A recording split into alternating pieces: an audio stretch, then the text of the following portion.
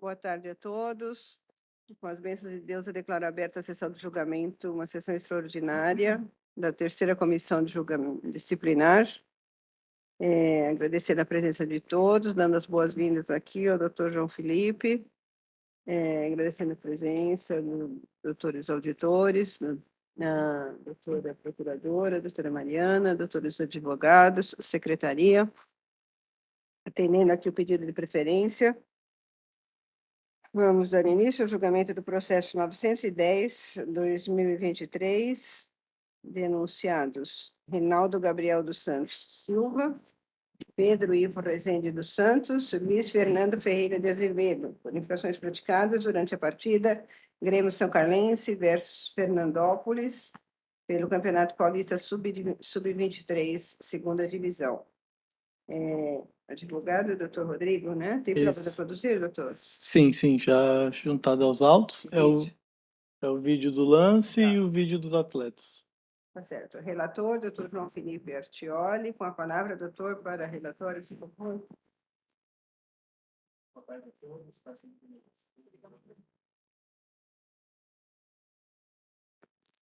É hoje. Boa tarde, é um prazer fazer parte da comissão disciplinar do TJD e, sem mais delongas, na relatoria do processo 910 de 2023, assim relatei, em conformidade com os preceitos estabelecidos no CBJD e atuando como relator no processo em epígrafe, apresento o relatório com base na denúncia oferecida pela Procuradoria da Justiça Desportiva, que imputa infrações aos atletas Reinaldo Gabriel dos Santos Silva, Luiz Fernando Ferreira de Azevedo e Pedro Ivo Rezende dos Santos, todos do Fernandópolis FC. Os denunciados são acusados de infrações previstas nos artigos 243 e 243-A do CBJD, relacionados à manipulação de resultados em partidas válidas pelos Campeonatos Paulista Sub-20 de 2003 e Paulista Sub-23 de 2023. A denúncia tem origem em uma comunicação da Federação Paulista de Futebol que indicava evidências de manipulação de resultados em partidas envolvendo Fernandópolis. Já houve condenação pela comissão disciplinar de alguns atletas do Sub-23 e da própria agremiação em relação a essa denúncia anterior. Adicionalmente, foram obtidos relatórios de integridade de partidas elaborados por duas empresas, a SPI e a Sports Radar, que atuaram em conformidade com o artigo 58 do CBJD. Esses relatórios gozam de presunção relativa de veracidade, segundo o mesmo artigo, e foram considerados para a fundamentação da denúncia oferecida. Os relatórios indicam o envolvimento do Fernandópolis e dos denunciados nas atividades de manipulação de resultados. As imagens da partida também corroboram com as informações contidas nos relatórios, especificamente em relação aos denunciados Pedro Ivo Rezende dos Santos. Oi? É só o relatório. Tá. Então, e só que constando que o denunciado Rinaldo, ele já é residente em razão do processo 686 de 2023. É o relatório. Vamos ver o vídeo, então, por favor. Da partida seu, doutor? Ou... Eu acho que é o mesmo, viu? Ou que a Mariana juntou. É o do YouTube? É o do YouTube. É que eu botei a minutagem do lance para ficar mais fácil. Tô com 2h06.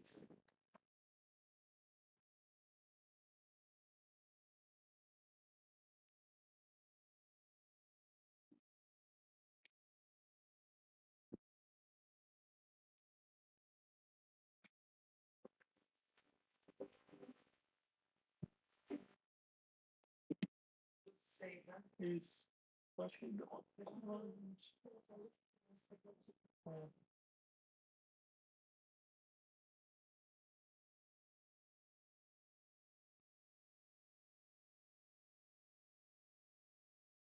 E não foi nada.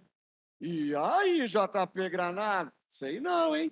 Daqui olhando, achei que ele ia marcar a falta, porque a impressão que dá é que o Pablo toma a frente, 6 minutos. Ô, louco! Tá? Erramos por 2. Meu Deus, 6 minutos. Vamos até os 51. Aqui vem o Chagas, girou, vai invadir a área. E ali é escanteio apenas para o Grêmio São Carlense. Mas só para concluir sobre aquele lance. Achei que o Pablo tomou a frente da marcação, sim, entendi que houve sim a carga nas costas do jogador do Grêmio, poderia ter sido marcada a falta, que seria muito perigosa, mas a arbitragem mandou seguir. o Grêmio seguiu no ataque e agora consegue o escanteio para, quem sabe, fazer o terceiro ou pelo menos ganhar alguns minutos nesse finalzinho. Já estamos nos acréscimos. E tudo indica que é para ganhar mais minutos, porque o Zé Vitor chegou, parou ali, já deixou pro Chagas. Não tem pressa nenhuma. O Grêmio São Carlense vai vencendo por 2-1 de virada, já cobrou curtinho, vai assumindo a liderança do grupo 3. Olha o belo giro ali do Zé Vitor, cruzou rasteirinho, bola pro chute! Gol! Gol! Grêmio! Ô, Júlia, posso pedir só para passar mais uma vez, só para eu mostrar um fato específico no vídeo? Na hora que, antes de bater o escanteio. 6 minutos. Ô, já. louco! Tá? Erramos por 2. Meu Deus, 6 minutos. Vamos até os 51. Aqui vem o Chagas, tirou, vai invadir a área. E ali é escanteio apenas para o Isso, Grêmio. São eu Carlense. quero destacar que vocês prestem atenção no número 11, como ele está esbaforido, como ele está cansado. Poderia ter sido marcada a falta, que seria muito perigosa, mas a arbitragem mandou seguir. O Grêmio seguiu no ataque e agora consegue o escanteio para, quem sabe, fazer o terceiro ou pelo menos ganhar alguns minutos nesse finalzinho. Já estamos nos acréscimos. Tudo indica que é para ganhar mais minutos, porque o Zé Vitor chegou, parou ali, já deixou pro Ele tá Chagas. com... Não tem pressa nenhuma. O Grêmio Ele vem São Carlense mancando, vai vencendo e aí por ele 2-1 tá... de virada, já cobrou curtinho, vai assumindo a liderança do grupo 3. Olha o belo giro ali do Zé Vitor, cruzou rasteirinho, bola pro chute! Gol! Gol! Grêmio! São os dois lá. 52. Temos também. Sim, tem os vídeos dos depoimentos dos atletas. Dos 3.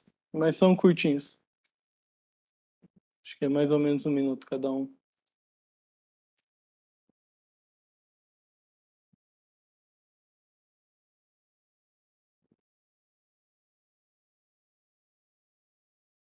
Fica mais assim.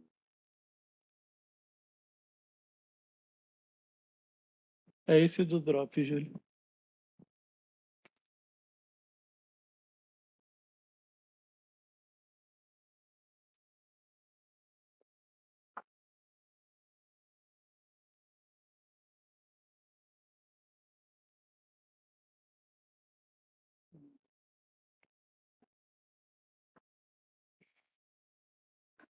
Bom dia, meu nome é Renato Gabriel. Vim aqui falar um pouco da defesa e a respeito do jogo do São Carlense e Fernandópolis. Foi um lance, os 45 e 20 do segundo tempo, que eu cheguei no lance dentro da área muito forte, mas só foi na bola. Até revi lá várias vezes, várias vezes, e cheguei só na bola. E ali, depois do escanteio ali, que ganhou o escanteio, né? O São Carlense, um, um erro coletivo dos meus companheiros e acabou a gente sendo infeliz e acabando levando um gol. Mas nunca recebi mensagem nenhuma em questão a respeito de manipulação de jogos.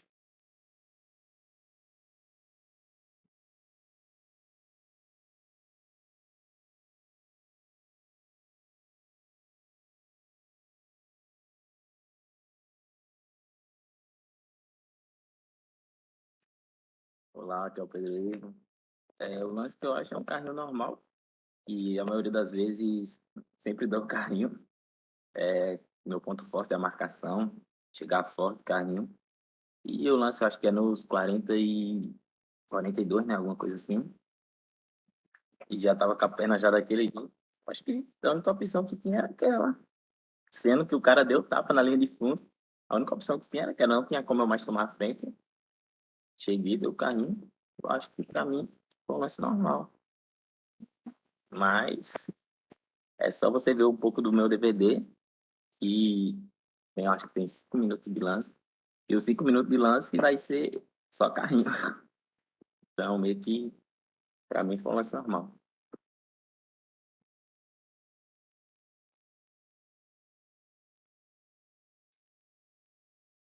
tarde. Estou aqui fazendo mais um vídeo, porque me citaram a primeira vez no jogo do Rossi. Eu vi minha inocência. Fui para São Paulo em busca de dar um objetivo para minha família, estou sendo acusado por uma coisa que eu nunca sei na minha vida. Nunca ninguém me procurou para fazer nada disso. E estou aqui fazendo o vídeo mais uma vez. Quem vê o vídeo lá do jogo vai ver que aos 45 do segundo tempo, eu estou muito cansado, abatido, indo para a bola, 2 contra 1. Eu fui tentar colocar a bola para escanteio. Estava sem força. O time lá não tinha estrutura nenhuma. O time que a gente estava, não dava nem a posição. O time do São Carlense, favorito a nós em tudo, bem de perna, bem fisicamente, tinha tudo, de alimentação, do bom e do melhor. A gente dormia no chão. Aí estou me acusando desse lance aí que eu nunca fui, de maneira alguma, a fazer o pênalti porque eu quero. Pode ver total que o juiz aí não deu pênalti, o juiz. O juiz não deu pênalti. O juiz seguiu o jogo e saiu o gol normalmente. Mas, infelizmente, eu não fui para fazer o pênalti porque eu quis.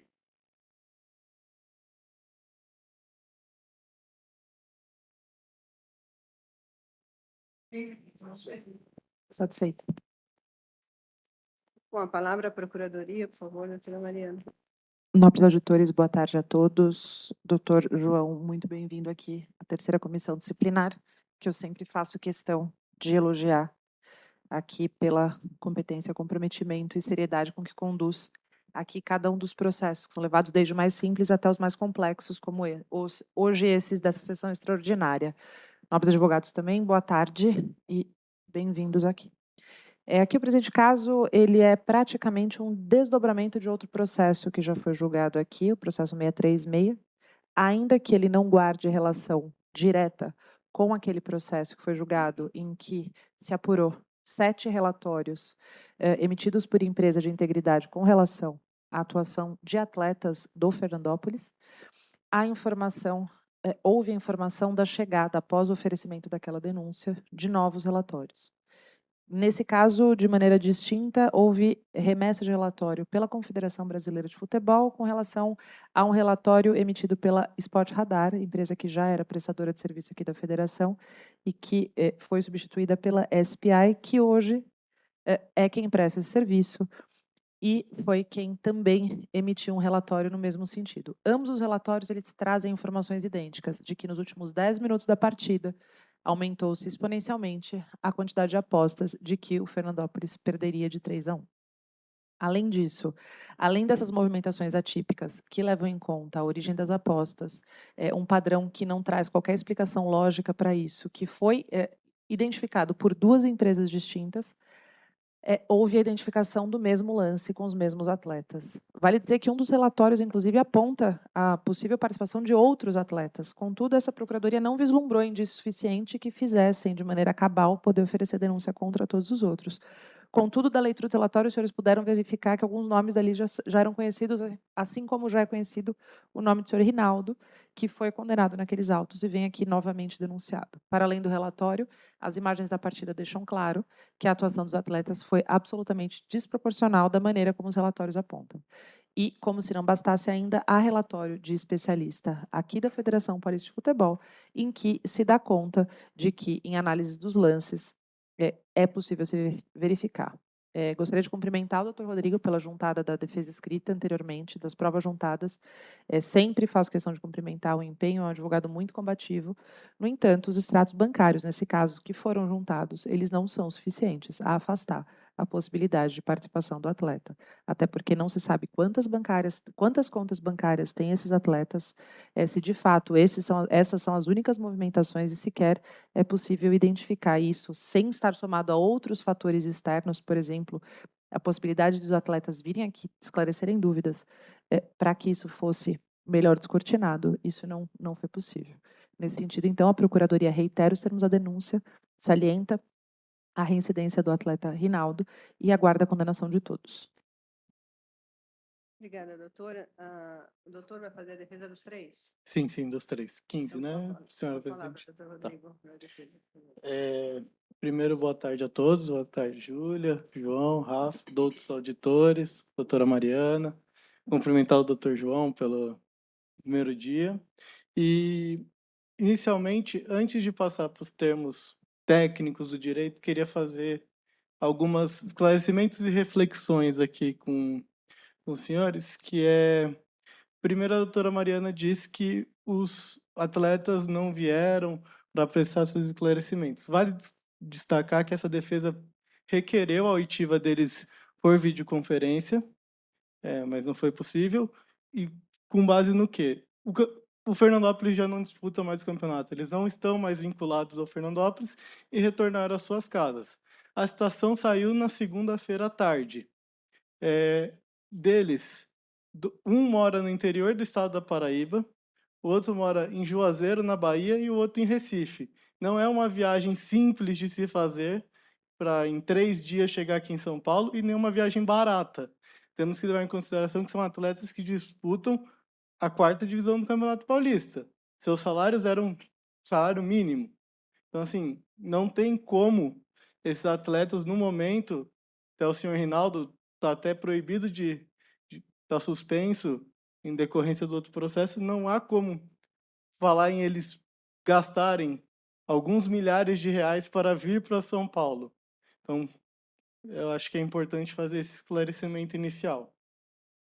E assim, quando a gente vem para essas sessões de manipulação, eu acho natural que a gente, ao ver os lances, procure algo de errado. Fale, não, alguma coisa tem de errado nesses lances.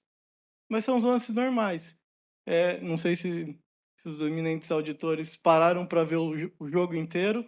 Eu fiz esse exercício durante essa semana. E até por isso eu juntei ao processo as estatísticas dos jogos. E eu fiz isso pegando um site especialista em dicas de apostas. E esse site trouxe o que dá para ver no jogo. O São Carlenses era amplo favorito à partida. Amplo. Tanto que o São Carlenses está na semifinal desse campeonato. Está para disputar, se ganhar em casa esse fim de semana, vai subir de divisão. Ou seja, já podemos ver que é um time muito mais organizado, de um nível técnico muito maior que o Fernandópolis. E que, vendo os lances da partida, assistindo a partidas como um todo, o São Carlenses dominou a partida inteira. E no segundo tempo, na segunda metade do segundo tempo até o final, o Fernandópolis, que vale destacar que essa era a primeira partida da segunda fase do campeonato, ele buscou o empate. E com linhas altas, exigindo muito fisicamente de seus atletas. Tanto que até um comentário da transmissão oficial destacou isso, que para o final do jogo, nos últimos 10 minutos, o Fernandópolis já mostrava um cansaço físico. E são clubes que têm pouco preparo estrutural, a alimentação não é mais correta. Então, é de se esperar que os atletas errem em algum momento, ainda mais jogando com um adversário bem mais qualificado. E vamos ser sinceros, atletas de 23 anos que estão jogando o seu último ano na 4ª divisão do Campeonato Paulista, sendo bem sério, eles são ruins. Um nível técnico ruim. Não exime nada, mas tem que ser sempre levado em consideração isso.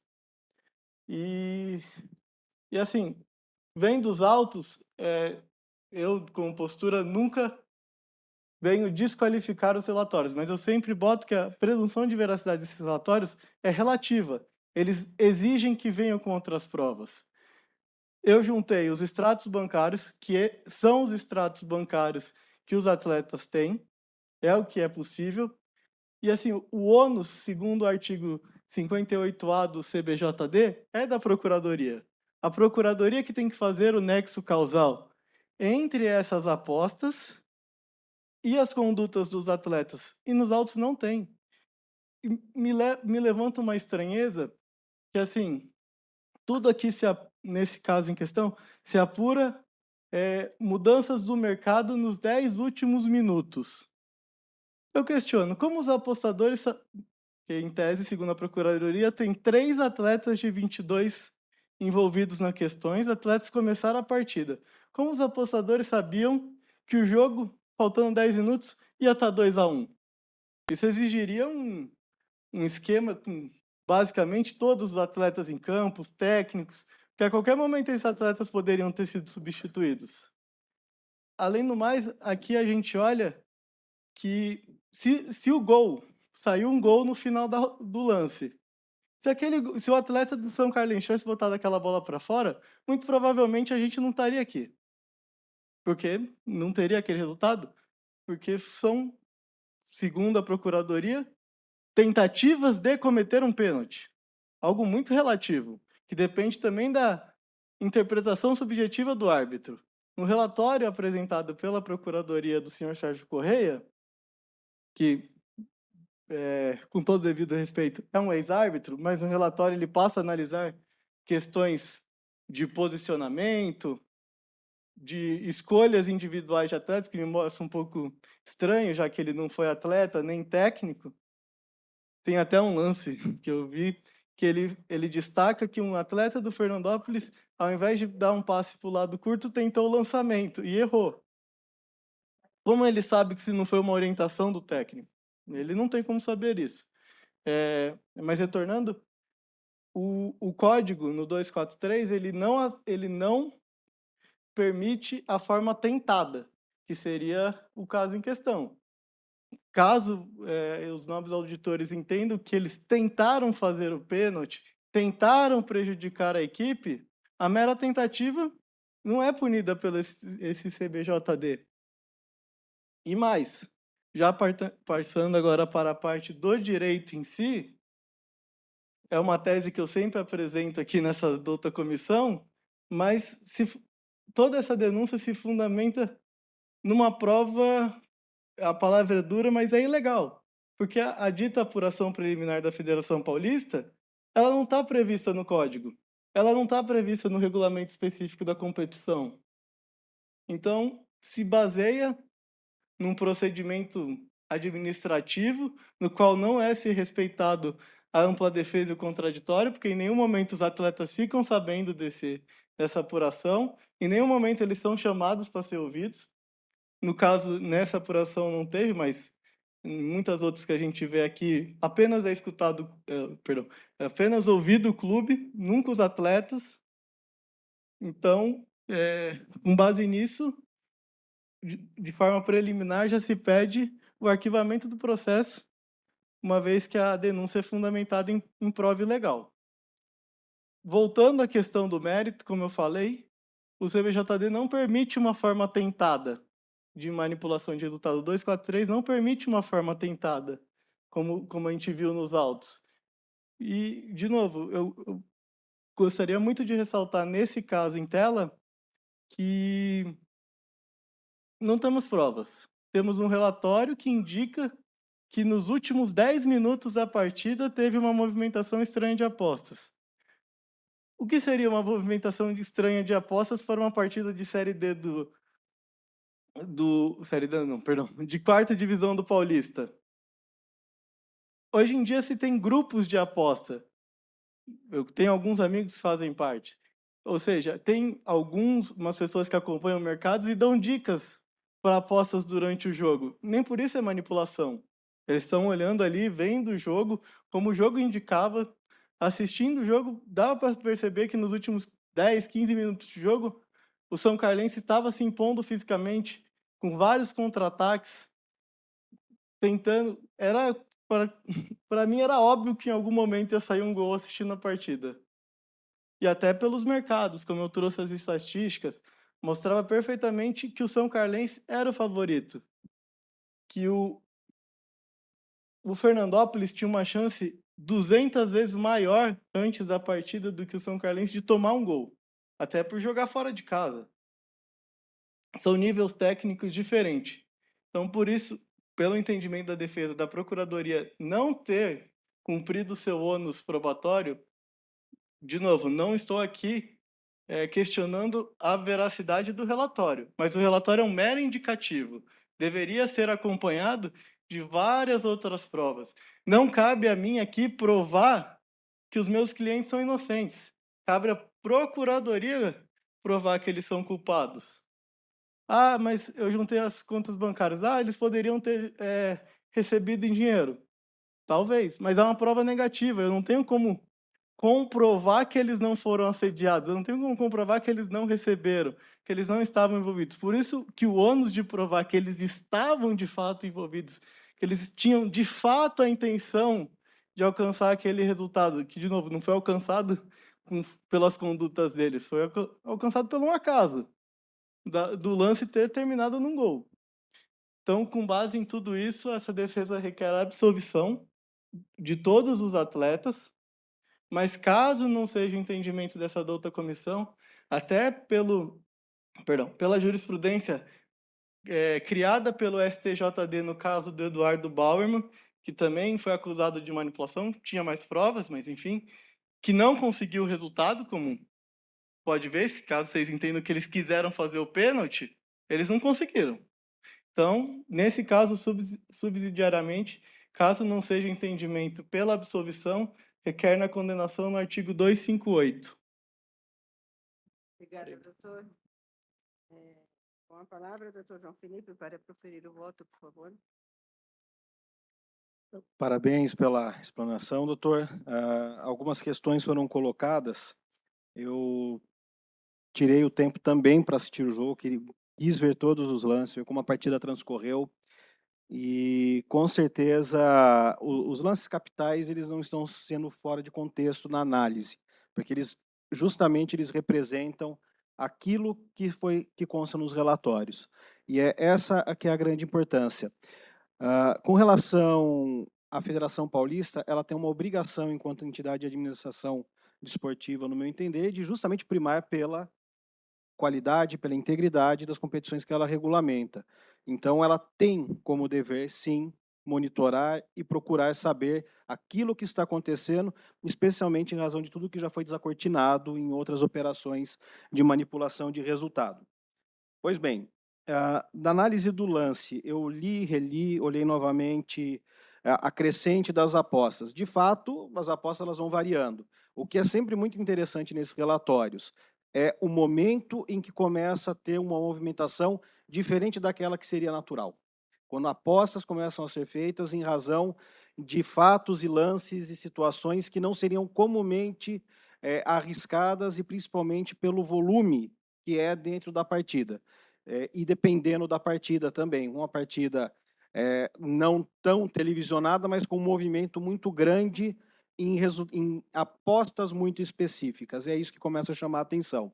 Nos lances em si, olhando os vídeos, já tinha visto, revi, de fato, o jogador número 11, ele se mostra ali cansado, põe as mãos na cintura, mas do que eu assisti, e não foi só uma vez, ele não estava tão cansado assim um pouco antes.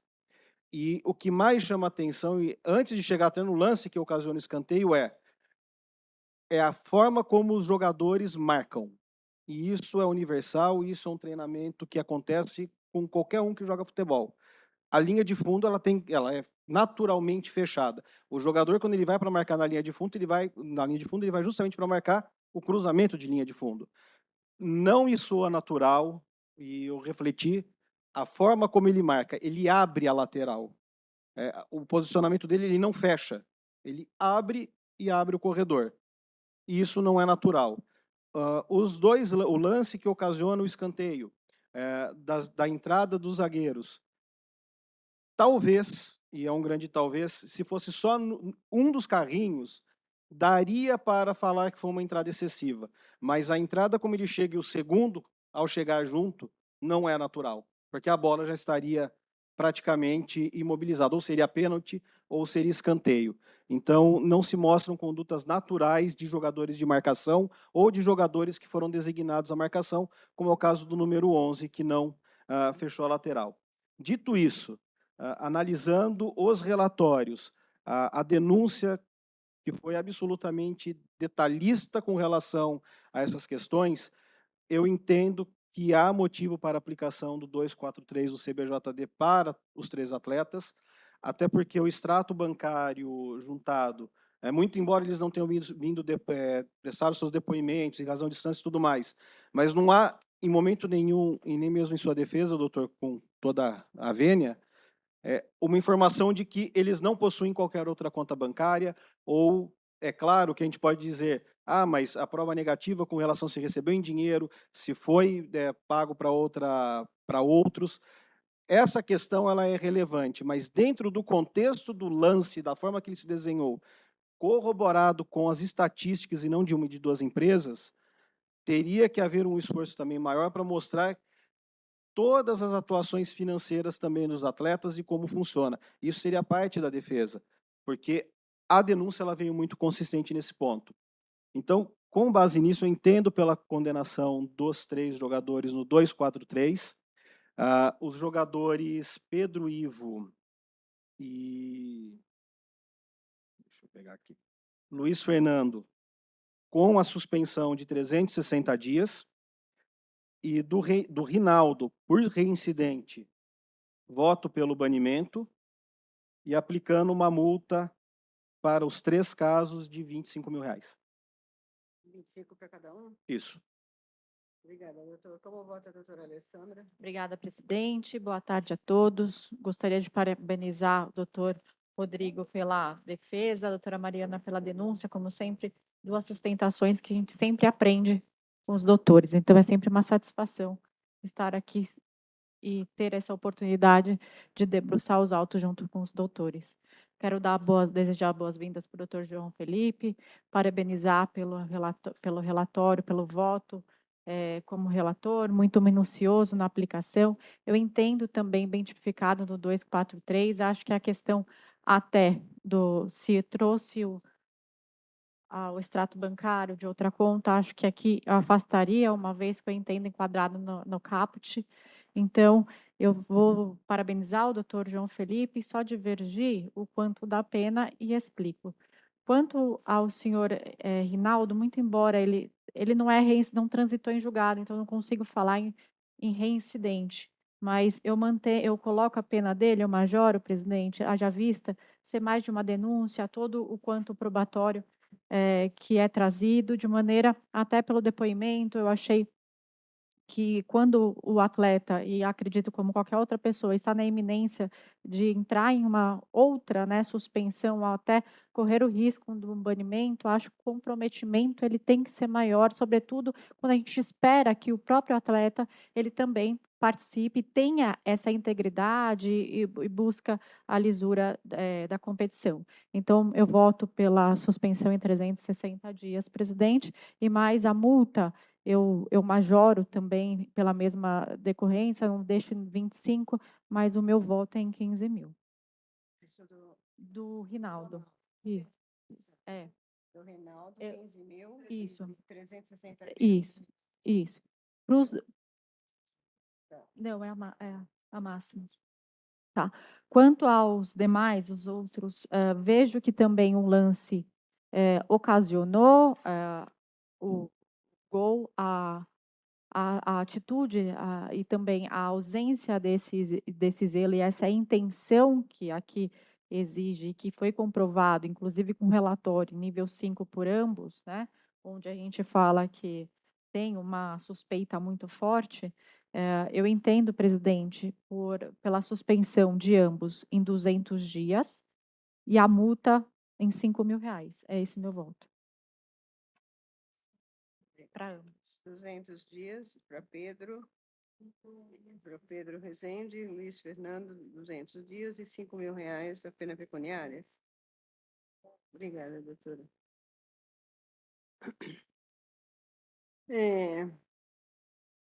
Eu vou pedir vênia ao relator, e com relação ao Rinaldo, eu vou pedir vênia no sentido da pena pecuniária, mas eu voto também pelo banimento, eu entendo também, até porque nós tivemos julgamento anterior, né, no caso do Fernandópolis, dos outros atletas, banimento, mas a multa eu vou acompanhar o divergente para R$ 15.000. No caso do Pedro, eu vou acompanhar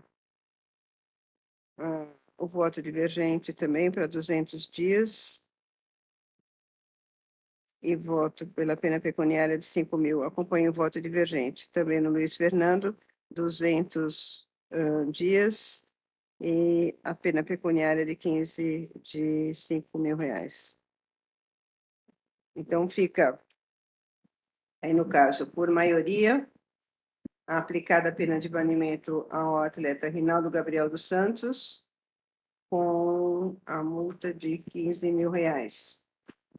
Ao Pedro Ivo Rezende dos Santos, aplicar a multa de R$ 5.000, com 200 dias de suspeição também por maioria. E do Luiz Fernando Ferreira de Azevedo, também a suspeição de 200 dias e a pena pecuniária de R$ 5.000 por maioria.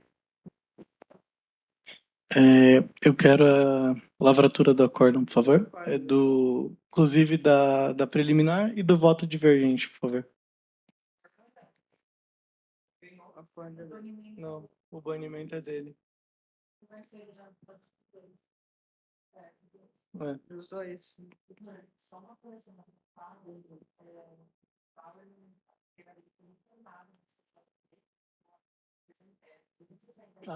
Eu achei que tinha informado na FIFA. Eu peço ver. Foi só na. Ah, tá. Julgamento encerrado.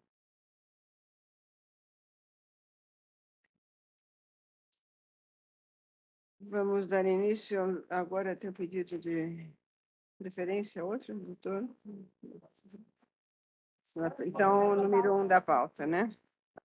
Então, vamos dar início ao julgamento do processo 908/2023, denunciados Diogo Vinícius Santos e Felipe Augusto Sampaio Martins, por infrações praticadas durante a partida Tanabi versus Olímpia, Campeonato Paulista Sub-20.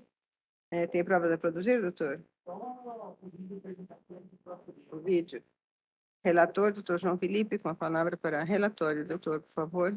A denúncia ela se pauta nas infrações dos atletas, imputando infrações aos atletas Diogo Vinícius e Felipe Augusto, nos 243, 243A do CBJD, fundamentando-se basicamente em manipulação de resultado que se origina de informações também prestadas pela Federação Paulista, uma partida que terminou 7-1, em evidências de manipulação em razão da identificação realizada por empresa especializada em movimentações irregulares no mercado de apostas, além de ações suspeitas por parte dos atletas, inclusive antes do início da partida, indicando possível envolvimento. Apostas suspeitas, novamente, em razão das informações que foram prestadas pelo menos nos 5 gols de diferenças. A presunção de veracidade dos relatórios, como já foi colocado em julgamento, referido precedentes do CAS e as imagens das partidas. Com isso, pede-se a condenação no 243, 243A do CBJD. Esse é o relatório. Obrigada, doutor. Com a palavra, o vídeo, né? Vamos ver o vídeo, por favor. Eu acho que eles já viram os vídeos antes. Separa a metade, você pode ver, porque a minha prova no vídeo aqui. Nesse caso específico, são 7 gols. E cada caso, você faz só o Felipe, olha, 6. Vídeo.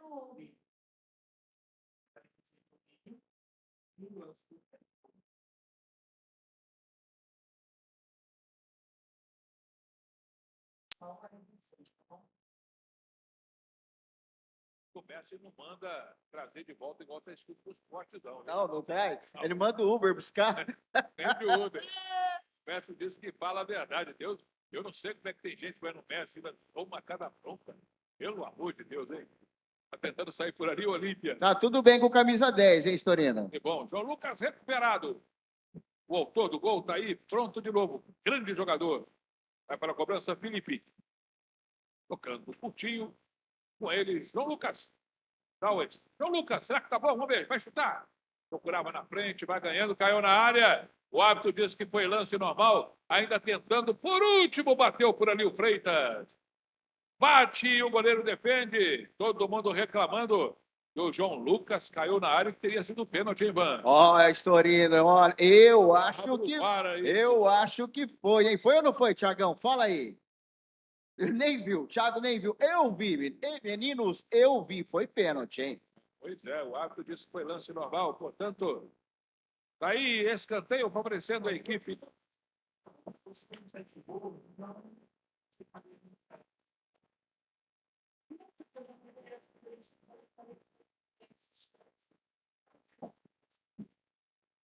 Eu vou abrir o time do jogo, eu não tenho.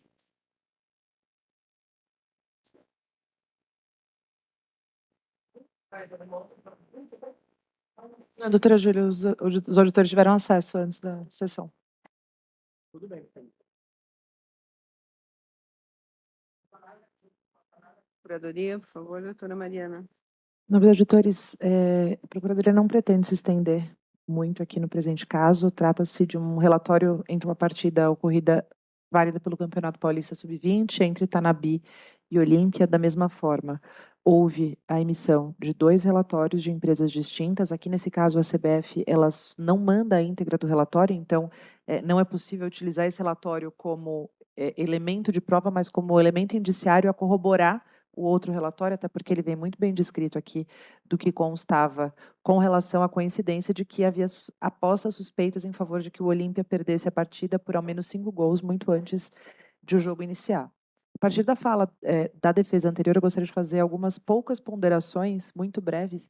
A primeira delas se refere ao fato de que, sim, é necessário que haja um esquema para que haja manipulação de resultados. E esse esquema, muitas vezes, ele conta com o auxílio de outras pessoas que estão dentro de campo. No entanto, a Procuradoria, de maneira zelosa, como eu já disse aqui em outras oportunidades, eu não tenho o menor prazer pessoal em ver esses atletas condenados. Muito pelo contrário. Me gera muita tristeza ter que ter esse trabalho e saber que isso ainda acontece. No entanto, é necessário sim um esquema para que isso aconteça e é necessário que várias pessoas intervenham. Como que os apostadores vão adivinhar o que vai acontecer dentro de campo? Ora, é justamente esse o sentido da manipulação de resultados. Eles sabem porque eles já pagaram para que isso acontecesse dentro de campo antes. Infelizmente, nem sempre a gente consegue identificar todos aqueles que receberam.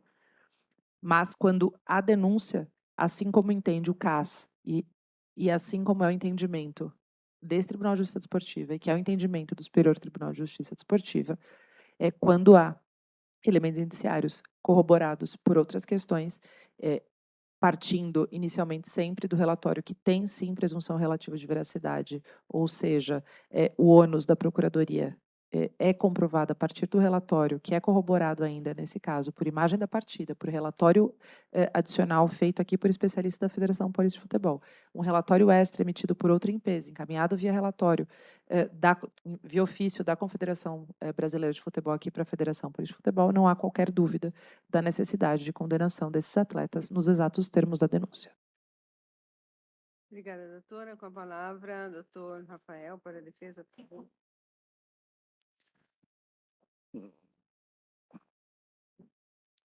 Presidente, eu vou iniciar aqui a defesa pelo atleta Felipe Augusto. Em relação a esse atleta, essa jogada que a gente acabou de ver no 46, eu vou requerer pela absolvição, presidente. Ele está sendo julgado por... Ele foi denunciado, está sendo julgado por uma jogada. E o que me chama a atenção é que no momento em que ele faz a jogada, não há reclamação da equipe adversária sobre o pênalti. O bandeirinha não dá pênalti, o árbitro não dá pênalti, não existe uma reclamação de um companheiro.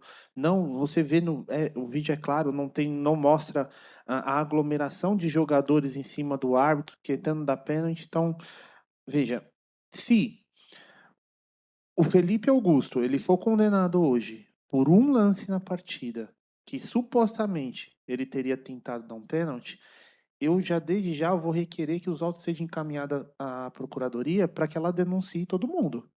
Porque para mim ali todo mundo é partícipe. Se não houve a manifestação, inclusive da equipe adversária, de pênalti, ninguém requereu pênalti. E principalmente o juiz, ele é partícipe do ocorrido, já que no relatório emitido pelo o Dr. Sérgio, o senhor Sérgio, aqui da equipe de arbitragem, no qual estou tendo acesso agora, veja, se ele é claro em dizer que deveria ser marcado pênalti, e o atleta for condenado hoje por uma jogada, então, desde já, eu já estou requerendo que sejam encaminhados os autos para a Procuradoria para que veja a possibilidade de denunciar a equipe inteira, inclusive o técnico e o Bandeira, porque também ninguém deu pênalti.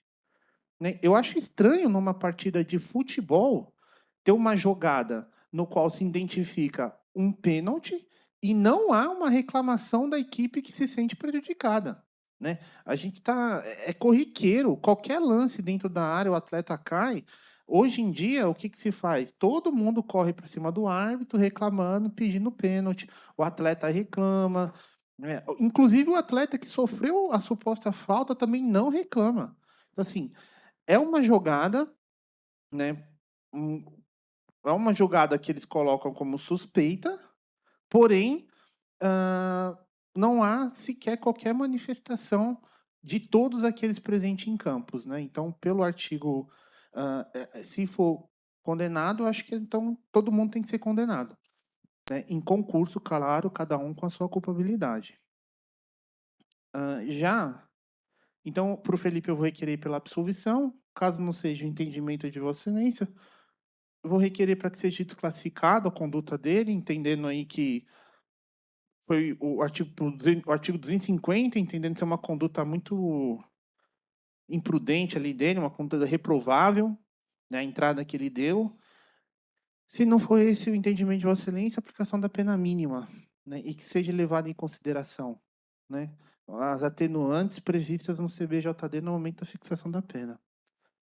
Já em relação ao Diogo,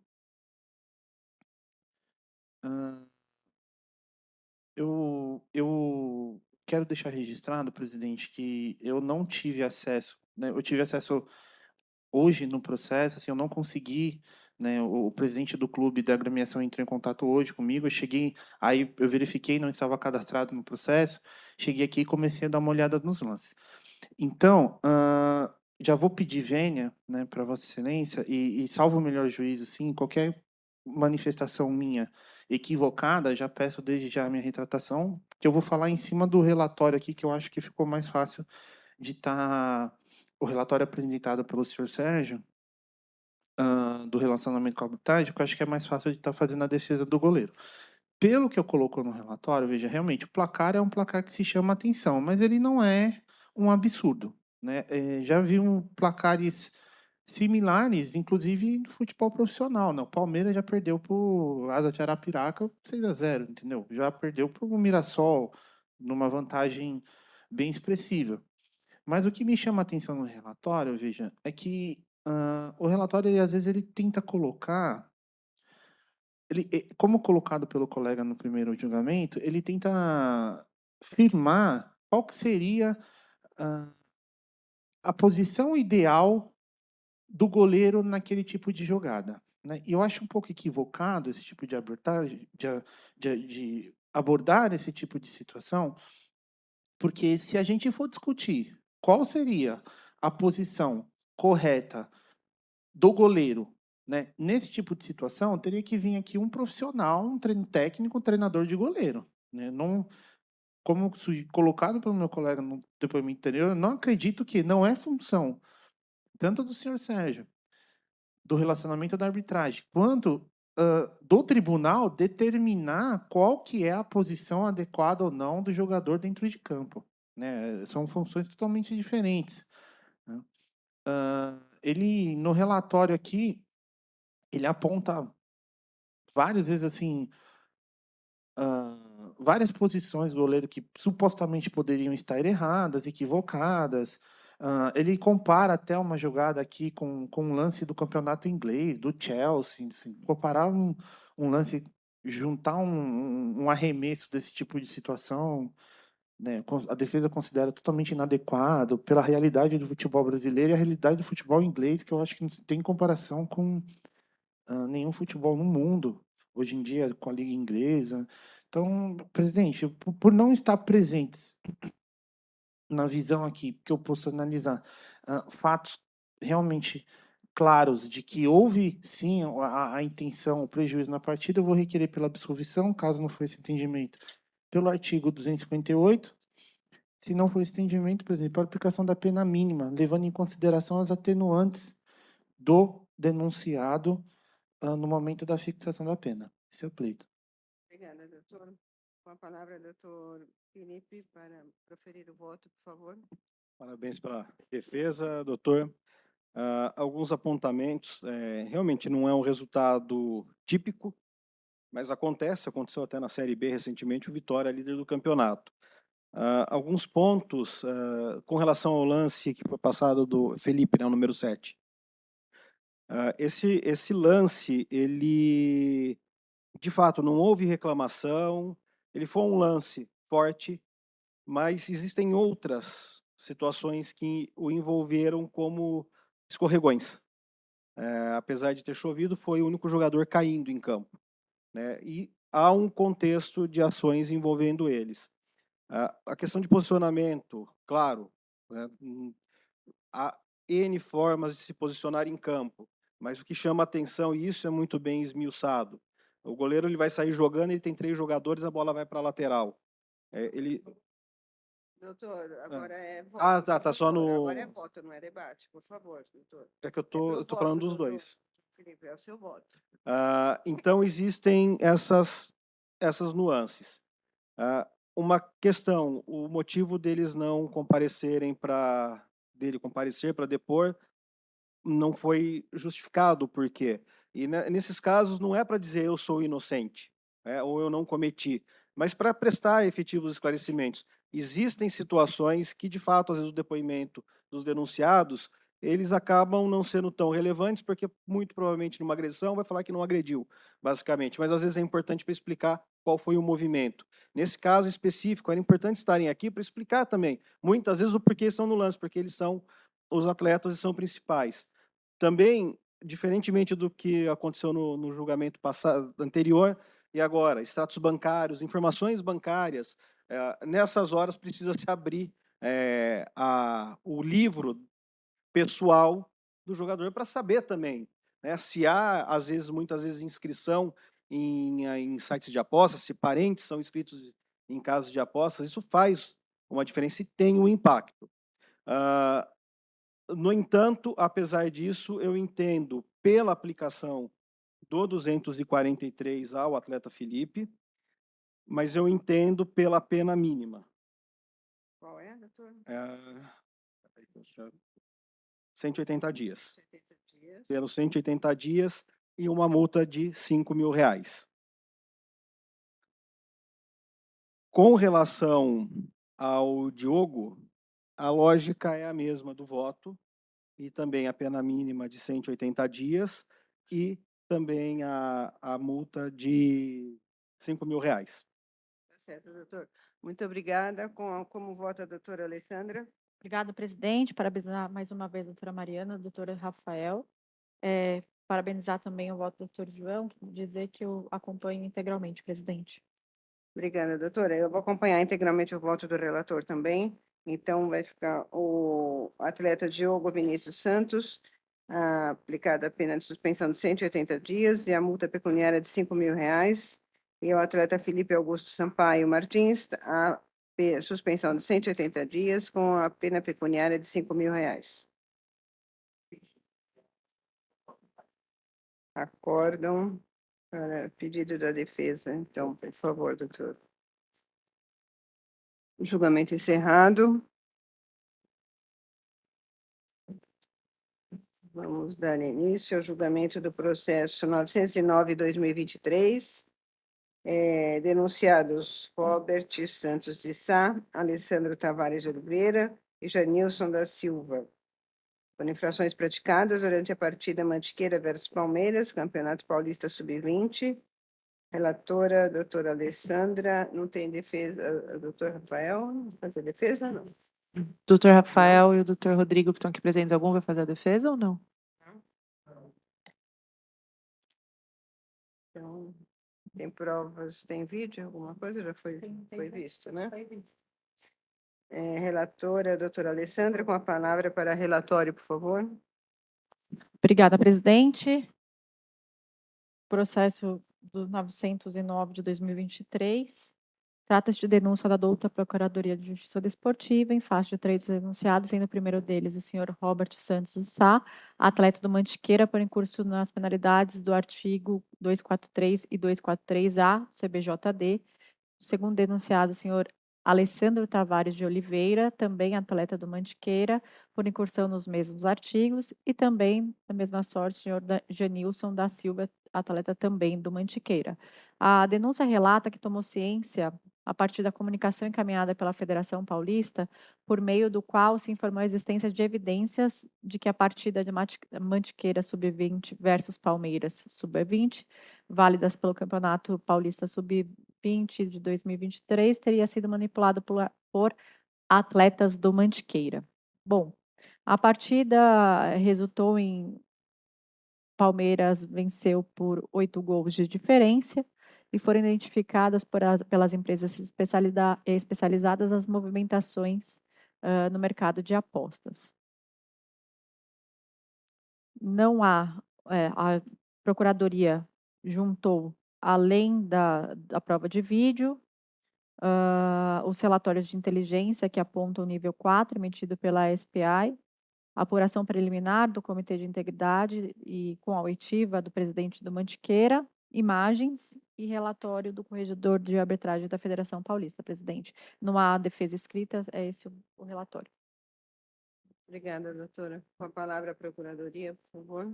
A Procuradoria vai reiterar os termos da denúncia em sua íntegra, vai chamar atenção para o fato de que, em apuração preliminar, o presidente da agremiação foi ouvido e narrou a circunstância em que esses atletas pertenceriam à empresa parceira.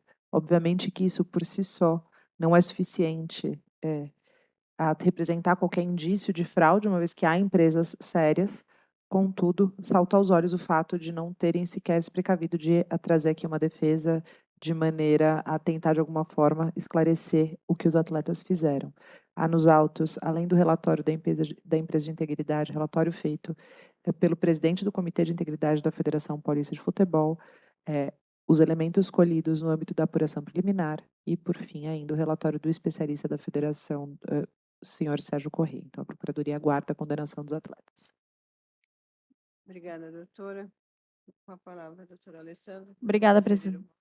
Obrigada, presidente. Desculpa ter acelerado aqui um pouco.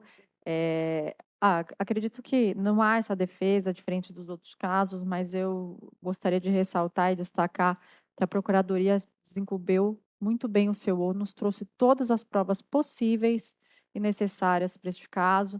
Há de se ressaltar que aqui eu entendo pelo enquadramento no caput 243, onde não exige nenhuma prova de que houve benefício financeiro ou recebimento de outra forma.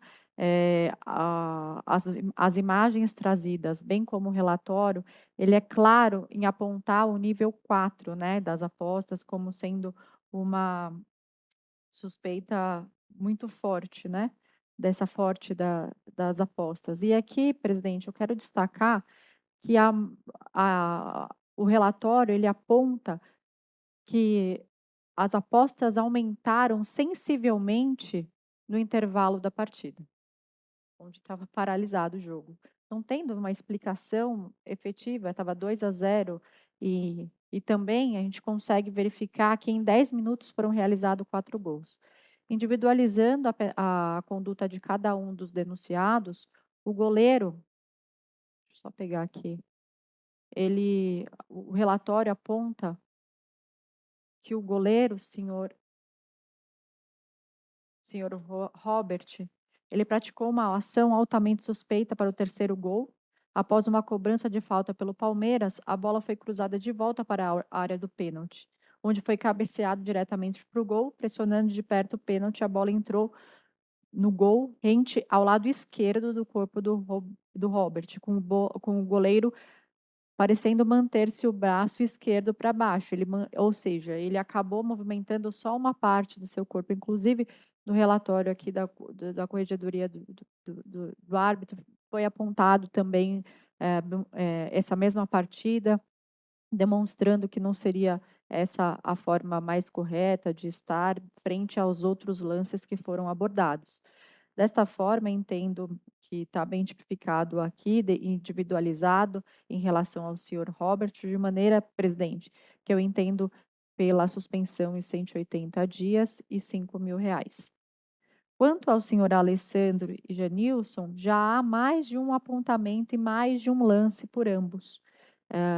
Também individualizando do senhor Alessandro, o principal, que também foi reiterado mais de uma vez, foi que na preparação, né, para o quarto gol do Palmeiras, o zagueiro, o senhor Alessandro, saiu de sua posição defensiva central para gerar impedimento para 2 atacantes.